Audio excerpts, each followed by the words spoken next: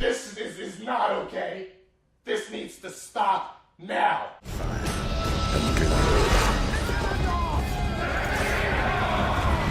This war is far from over. So yeah, YouTube's being a bit of a bitch, and it's gonna demonetize me for calling it a bitch. But out of unfortunate necessity, we will most likely probably be showing less video clips of the show and more just still images in order to avoid YouTube's nonsense. A sad state of affairs, but there we go. This episode starts off really fucking strong. It's kind of fan servicey, but I love this bit. We're in some undisclosed castle, and the princess is going on a royal tour to look for her future husband, with what appears to be a bunch of river lords all gathered. We have the Mutons, we have the Freys, we have the gold crown on a field of mud brown? It's fucking House Mud. The kings of rivers and hills, the descendants of the Hammer of Justice. If you don't know who House Mud are, that's because they're supposed to be dead. Assuming, of course, this isn't just some other house with a golden crown and a brown field, but I don't remember any house that existed in Westeros other than House Mud that had that sigil. So do feel free to correct me if I'm wrong, but I'm pretty sure this is a neat little Easter egg that George R.R. Martin probably put into the show. And we go from House Mud to another house in the Riverlands that got absolutely no love in Game of Thrones, House Blackwood. And where there's a Blackwood, ladies and gentlemen, there's usually a Bracken nearby being a cunt. Princess has a dragon, you dumb cunt. Bracken.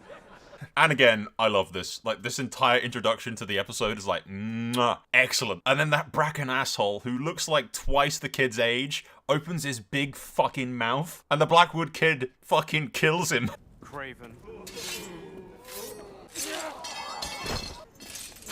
Interestingly, I don't think this is Lord Blackwood, so much as this is the heir to Blackwood, Benjacolt, who would be about 11, described as tall, slender, shy and sensitive, but when armoured for battle, quite fierce. He'll later go on to be known as Bloody Ben, and I believe his aunt marries Cregan Stark, the Lord of Winterfell. Or I guess he could be Benjacolt's father, just really young. As it is said that Samwell Blackwood duelled a Bracken for the princess's hand, but it's said that he lost, so I don't know. Either way, it's cool. After the fact, we have Daemon Targaryen returning from the Stepstones as a conquering hero, aiming to conquer something else.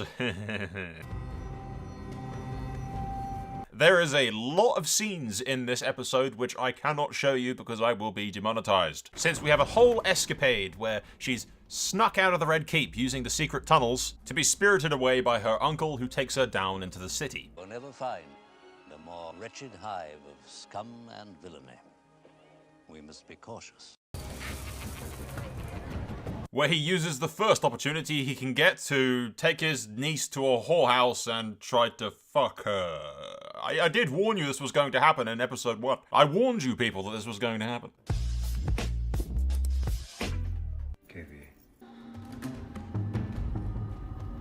Oh my. After which, she sneaks back to the Red Keep, and by sneaks I mean she uses the front door, and proceeds to seduce the Kingsguard.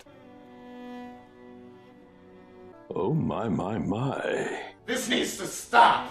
That is, interestingly, something that we didn't know actually happened. It was rumoured to maybe have happened, but all of the information we have on the Dance of Dragons is through the Fire and Blood book, which is a unreliable narrative written by a maester. So there's lots of rumours and speculation. But it's official.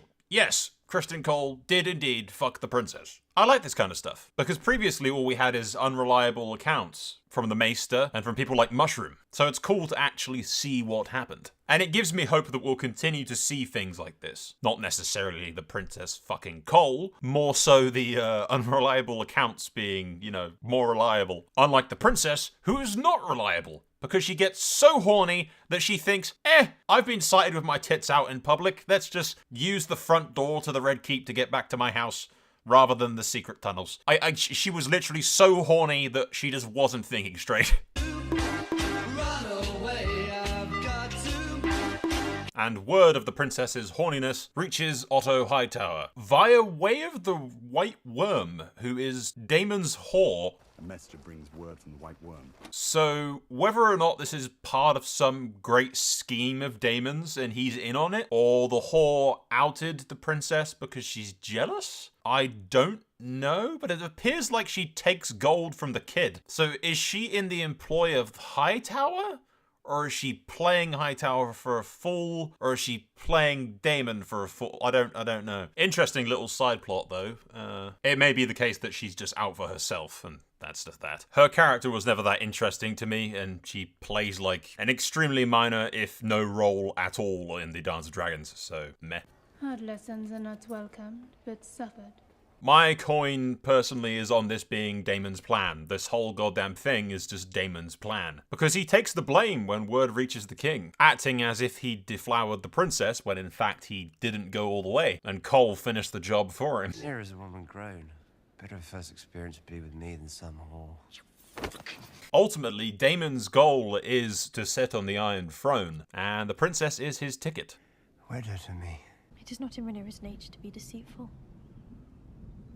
I cannot say the same for your brother. And after the fact, father and daughter speak of the prophecy once again. And his will be the song of ice and fire. Ah, the prophecy. The ancient dragon dreams which Aegon the Conqueror had, that all of Westeros must be united. Oh, no, never mind. All you needed is Arya Stark, half-trained assassin, to Deus Ex Machina the shit out of it and just stab the bitch once with a knife. Seriously, this is the weakest point of the House of the Dragon show, in my honest opinion. Purely because it keeps reminding me that Season 8 existed.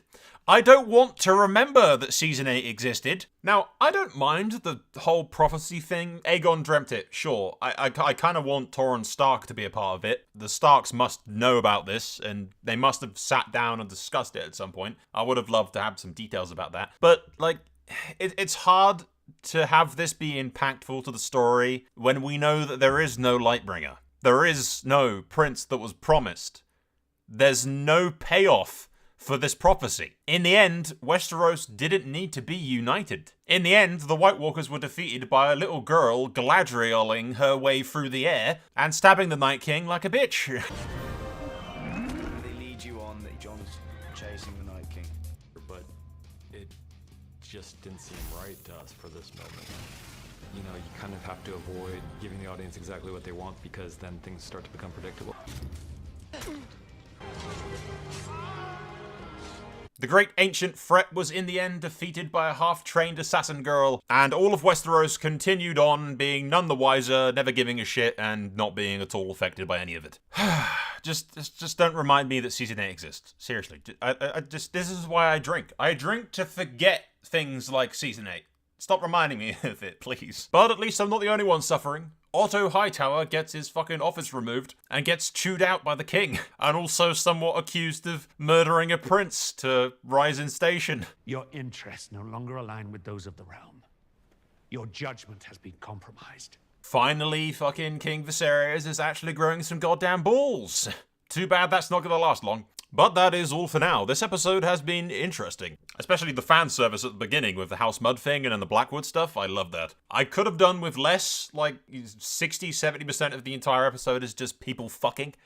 I exaggerate, it wasn't that bad. There's a lot of political shit going on, a lot of scheming, and it was actually kind of really cool to see Daemon. I actually kind of get the vibe that Daemon actually does genuinely care about his niece. And that's why he doesn't go through with his plan to, you know. But he does care. He cares about his family, and that's why he didn't go through with it. I've said it before, and I'll say it again. I think Matt Smith is doing a tremendously excellent job at playing Daemon Targaryen. I was skeptical at first. I didn't think that he was going to be any good, purely because I didn't like him in Doctor Who. I just didn't find his humor very funny. Thankfully, Daemon Targaryen doesn't need to be very funny. But we will wrap this video up here. There's very little else to say, to be honest. It's a good episode. I really like the Blackwood stuff and the House Mud Easter egg. I'm like 90% sure that is a House Mud Easter egg. But do correct me in the comments if I'm wrong. And I'm somehow forgetting that there's another house that exists that has a gold crown on a brown field, but I definitely don't think there is. At any rate, without further ado, I thank you for watching. That is all for now.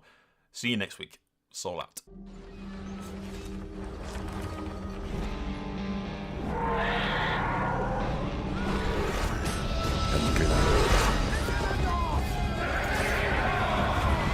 This war is far from over.